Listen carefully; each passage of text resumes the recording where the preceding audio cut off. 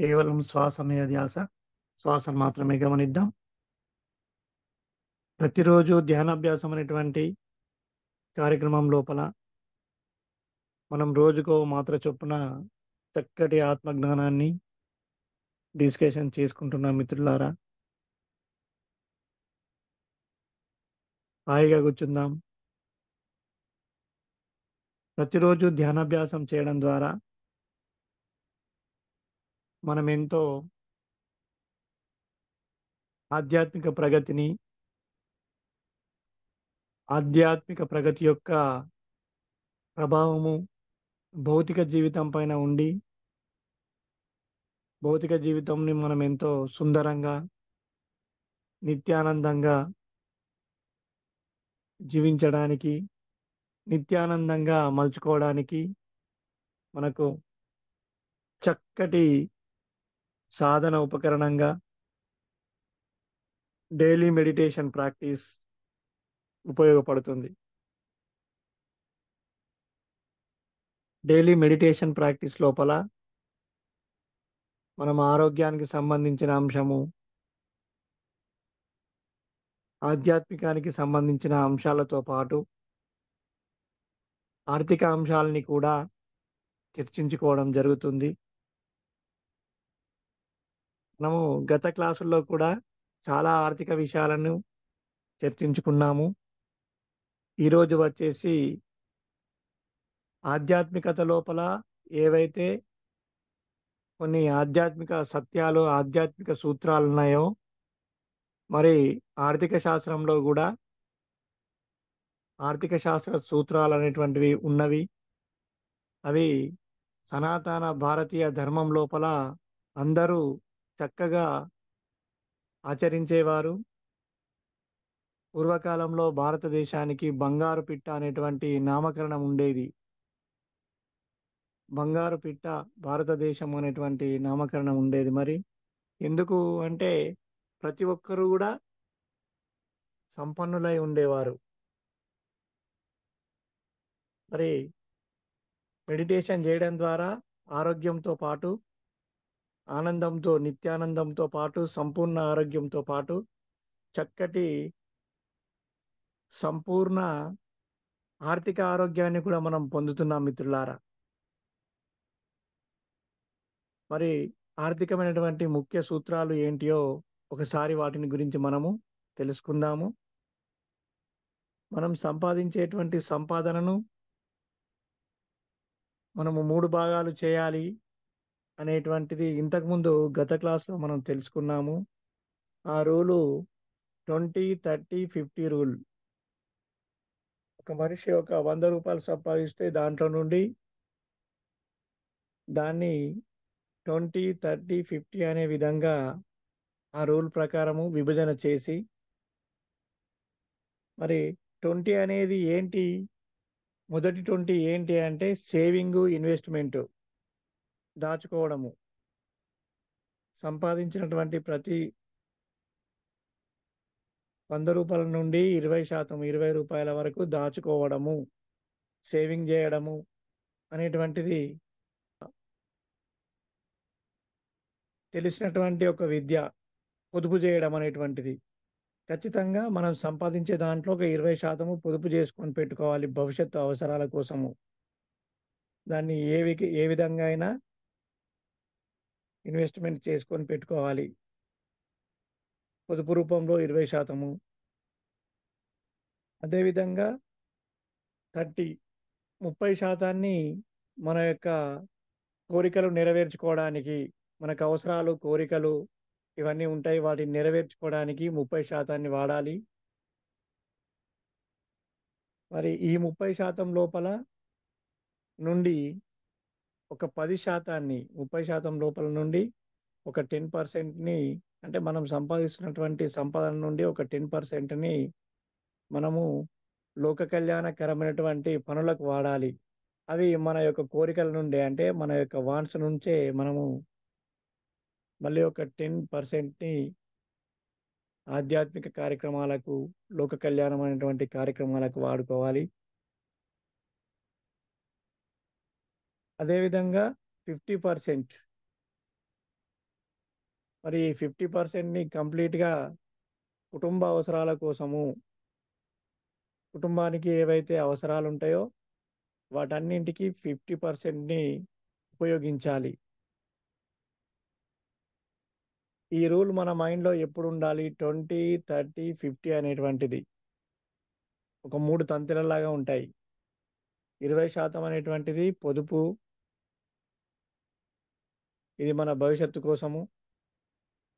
ప్రతి ఒక్కరూ ఈ రూల్స్‌ని ఫాలో అయినట్లయితే చక్కటి పటిష్టమైనటువంటి ఆర్థిక ఆరోగ్యం లభిస్తుంది.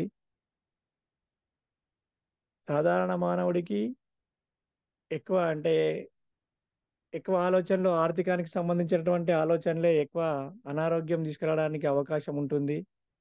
కాబట్టి మనం సంపాదించేటువంటి సంపాదన నుండి ఒక 20% మనం పొదుపు చేసుకోవడానికి కేటాయించినట్లయితే బలమైనటువంటి ఆర్థిక వ్యవస్థని మనకు మనము ఏర్పాటు చేసుకున్న వాళ్ళమవుతాము. అదేవిధంగా మరి మన కోరికలు తీర్చుకోవడానికి విందులు, వినోదాల కోసము, ఇతర కార్యక్రమాల కోసము 30% మనం దాంట్లో నుండే లోక కళ్యాణానికి ఒక 10% తీస్తాం మనం. మనం కేటాయించినటువంటి 30% నుండే మరి 10% జేయడం జరుగుతుంది. లోక కళ్యాణ కరక కరమైనటువంటి కార్యక్రమాల కోసము. అదే విధంగా ఇంకా 50%ని మన యొక్క కుటుంబం కోసం, కుటుంబం యొక్క అవసరాల కోసము. ఇదొక రూలు. 20 మనం ఏదైనా చాలామంది ఏమనుకుంటారంటే మాట్లాడేదానికి, ఆచరించేదానికి చాలా తేడా ఉంటుంది. మాట్లాడే మాటలకు, ఆచరించేటువంటి మాటలకు. మరి మనకు ఆచరణ శక్తి పెరగాలి. ఆచరణ జ్ఞానం పెరగాలి. ఆర్థికంగా మనం కరెక్ట్ ఏదనుకుంటామో అది చేయగలగాలి అనుకున్నప్పుడు మనము ఈ 20, 80 అనేటువంటి రూల్‌ని ఫాలో కావాల్సినటువంటి అవసరం ఎంతైనా ఉంటుంది. మరి 20 ఏంటి అంటే 20 అనేటువంటిది స్మార్ట్ వర్క్. ఉదాహరణకు మనం ఒక రూ. 100 సంపాదించినాము. దాంట్లో నుండి రూ. 100 సంపాదించిన దాంట్లో నుండి ఒక 20% మనము పక్కాగా అమలు చేస్తే ఎ 80% అనేటువంటిది మనకు మిగులుబాటుగా ఉండడం జరుగుతుంది. ఒక ఉదాహరణ చెప్తాను. అందరూ ఎక్కువ శాతం మంది సంపాదిస్తూనే వెళ్తుంటారు. ఉద్యోగం ద్వారానో, వ్యాపారం ద్వారానో, వ్యవసాయం ద్వారానో. వచ్చినటువంటి డబ్బుని ఏ విధంగా ఖర్చు చేస్తున్నాము అనేటువంటి అవగాహన వారికుండదు. మరి మనం ఈ 20% ఏదైతే ఉందో దీంట్లో భాగంగా మనం ప్రతిరోజు మన యొక్క ఖర్చుల్ని మనం రాసుకున్నట్లయితే, ఖర్చు చేసిన ప్రతిసారి మనం రాసుకున్నట్లయితే, ఈ 20% దానిపైన దృష్టి పెట్టినట్లయితే, ఖర్చులపైన దృష్టి పెట్టినట్లయితే, అక్కడ 80% అనేటువంటిది లాంగ్ రన్‌లో సుదీర్ఘ కాలంలో బెనిఫిట్ రావడం జరుగుతుంది. మరి మనమే సంపాదిస్తున్నాం గదా! మనం ఎందుకు రాసుకోవాలి? నేను ఎవరికి లెక్క చెప్పాలి? రాయకపోతే అయిపోతది గదా! ఇదంతా ఎందుకు? అనుకుంటే నీకు 80% నష్టపోవడానికి, లెక్క తెలకపోవడానికి ఆస్కారం ఉంటుంది. కాబట్టి అతి ముఖ్యమైనటువంటి రెండవ సూత్రము మనం చెప్పుకుంటున్న దాంట్లో 20, 80% రూలు. 20% ఏంటంటే స్మార్ట్‌గా వర్క్ చేస్తున్నాం. మనం స్మార్ట్‌గా ఖర్చు చేస్తున్నాం. ఖర్చు చేసేటప్పుడు రాస్తున్నాం ఖచ్చితంగా. రూపాయి ఖర్చు చేసినా రాయాల్సిందే. విశ్వానికి లెక్క చూయించాల్సిందే. చూయించినప్పుడు అది నీకు సుదీర్ఘ కాలంలో 80% బెనిఫిట్ రావడానికి అంటే నువ్వు భవిష్యత్తులో అనవసరమైనటువంటివి కొనకుండా ఉండడానికి, అవసరం లేనియి కొనకుండా ఉండడానికి ఎంతగానో ఉపయోగపడుతుంది. తద్వారా నీకు 80% సేవ్ కావడం జరుగుతుంది. ఒకటో రూల్ వచ్చేసి మనము 20, 30, 50 అనేటువంటిది నేర్చుకున్నాం మిత్రులారా. రెండవదొచ్చేసి 20, 80 నేర్చుకున్నాము. అదేవిధంగా ఇంకా అతి ముఖ్యమైనటువంటి ఒక రూల్ ఏంటంటే చూసుకొని మరి 6 నెలల ఖర్చులని మనము జమ చేసుకునేటువంటి ప్రయత్నంలో ఉండాలి. ఇదొక రూలు. అనారోగ్య సమస్యలొచ్చినప్పుడు, ఇంకా ఏదైనా జరిగినప్పుడు మినిమమ్ 6 మంత్స్ సరిపోయేంత మన దగ్గర ఆర్థిక భద్రత అనేటువంటిది ఉండాలి. 6th మంత్ నుంచి 9 మంత్ వరకు గూడా ఉండొచ్చు. మొన్న మనం కరోనా వచ్చినప్పుడు కరోనా టైంలో జూసినాం. అంటే కొందరు రు రెగ్యులర్‌గా పని జేస్తేనే ఇన్‌కమ్ వచ్చేటువంటి కొన్ని రకాల పనులు, వృత్తులు ఉంటాయి. మరి పని జేయడం ఆగిపోయినప్పుడు కూడా కుటుంబ అవసరాలు అనేటువంటివి ఆగవు. కుటుంబానికి సంబంధించినటువంటి అవసరాలు అనేటువంటివి ఆగవు. అలాంటి సందర్భంలో మరి ఏదైతే 6 మంత్ కొరకు జమ చేసుకొనున్నటువంటి నిధి ఏదైతే ఉంటుందో, దాన్ని సద్వినియోగం జేసుకోవడం జరుగుతుందన్నట్లు. మనం ఇది కరోనా టైంలో అందరూ జీవితాల్లో ఈ విషయాన్ని చక్కగా చూడడం జరిగింది. పొదుపు గురించి నేర్పించడం జరిగింది కరోనా. జమ చేసుకోవడం గురించి నేర్పించడం జరిగింది. అంటే ఒక వ్యక్తి జీవితం లోపల 6 నెలలకు సరిపోయేంత కుటుంబ అవసరాలకు 6 నెలలకు సరిపోయేటువంటి ఖర్చుల్ని కలిగి ఉండాలి. ఉదాహరణకు మన శరీరాన్ని తీసుకున్నట్లయితే, శరీరానికి ఎప్పుడైనా అనారోగ్యం వచ్చినప్పుడు ఒకరోజు, 2 రోజులు, 3 రోజులు తినకున్నా గానీ, శరీరంలో ఉన్నటువంటి కొవ్వు నిల్వలు కరిగిపోయి మనకు శక్తినివ్వడం జరుగుతుంది. మనం మన యొక్క నిత్య అవసరాలు అంటే మాట్లాడడము, కూర్చోవడము, చూడడము లాంటి పనులు జేయడానికి మనకు ఆహారాన్ని లోపలికి తీసుకోకున్నా గానీ, లోపల ఉన్నటువంటి శక్తి లోపల ఉన్నటువంటి శక్తి కేంద్రాల నుంచి, కొవ్వు పదార్థాల నుంచి మనకు శక్తి రావడం జరుగుతుంది. ఒకరోజు, 2 రోజులు, 3 రోజులకు. ఏమైంది సన్నమైపోయినావు అంటే మొన్నటిదాకా కొద్దిగా హెల్త్ బాలేకుండే, అనారోగ్యం వచ్చింది, అన్నం తినబుద్ధి కాలేదు ఇట్లాంటివి చెప్తుంటాం. అంటే శరీరము తన యొక్క ధర్మం లోపల కొద్దిగా కొవ్వుల లోపల కొవ్వుల నిల్వ ఉంచుకొని శరీరానికి అవసరమైనప్పుడు అది ఇస్తుంది. శరీరం ఆహారాన్ని తీసుకోలేని పరిస్థితిలో. మరి అట్లాగే అది ప్రకృతి యొక్క నియమము, ధర్మము, శరీరం యొక్క ధర్మం. అట్లాగే మనం గూడా 6 నెలలకు సరిపడా డబ్బులని ఎమర్జెన్సీ ఫండ్ కింద ఉంచుకోవాలి. ఇది 6 నెలల నుంచి 9 నెలల వరకు గావచ్చు. అప్పుడు మనకు చక్కటి ఆర్థిక భద్రత అనేటువంటిది ఉంటుంది.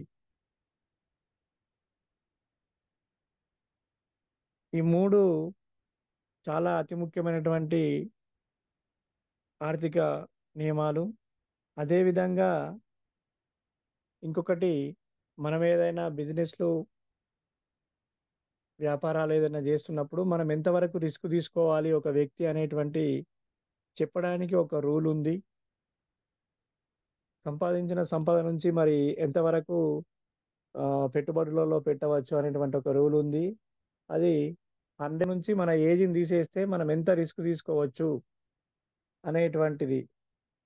మనం ఎంత రిస్క్ తీసుకోవచ్చు అనేటువంటి ఎంత పెట్టుబడి పెట్టొచ్చు అనేటువంటి దానికోసము 100 నుండి మన ఏజ్‌ని తీసేస్తే ఎంత మిగులుతుందో అంత పెట్టుబడి మనం పెట్టవచ్చు. ఉదాహరణకు ఒక మనిషికి 50 సంవత్సరాలున్నాయి.